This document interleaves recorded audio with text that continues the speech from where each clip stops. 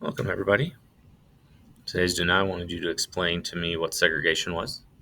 And this was the Jim Crow law that the South was using to separate people based on race.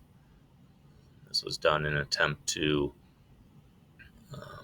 reinforce the idea that whites were better than others by giving whites better schools, bathrooms, drinking fountains, seats, all that stuff to reinforce their superiority. And to keep people separate makes it harder for them to recognize that we have all these similarities and we can work together and that we are the same. So segregation is a way to create a more racist system. So we're going to move on. We're still in the 1960s, but instead of talking about the Cold War, we're going to be talking about civil rights. So we're going to start with a review of what we learned about the civil rights issues of the 1950s.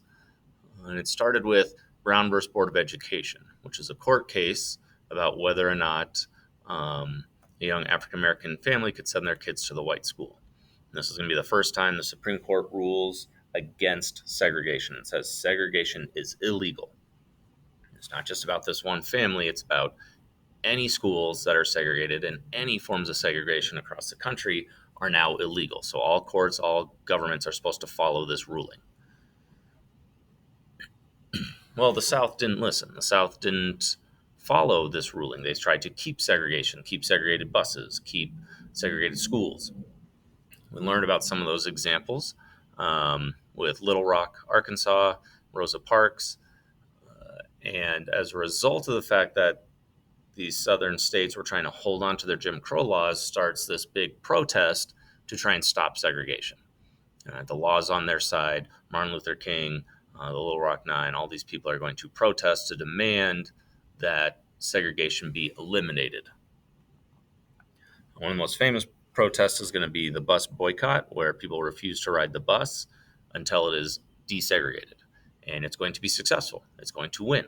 And this is going to show African Americans in the United States that this is the path to success, is that you're going to, make all these lawsuits, try and change the laws, but you also can do this peaceful protest to create change. All right, so in the 1960s, the protests are going to evolve. It's not just going to be about integration. It's not just about ending segregation, because in a lot of ways that was very successful.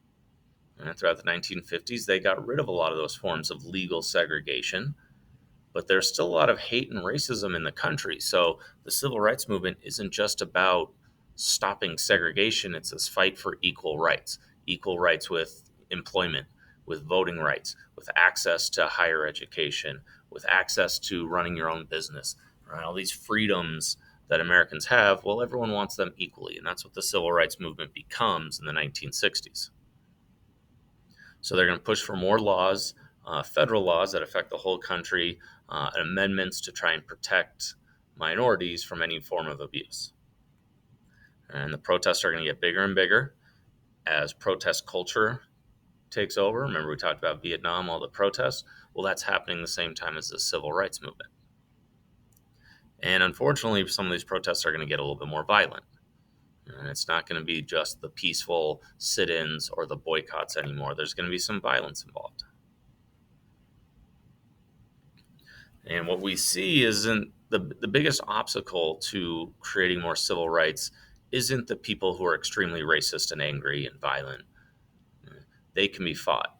It's the people who are apathetic, that most white Americans at the time just didn't care.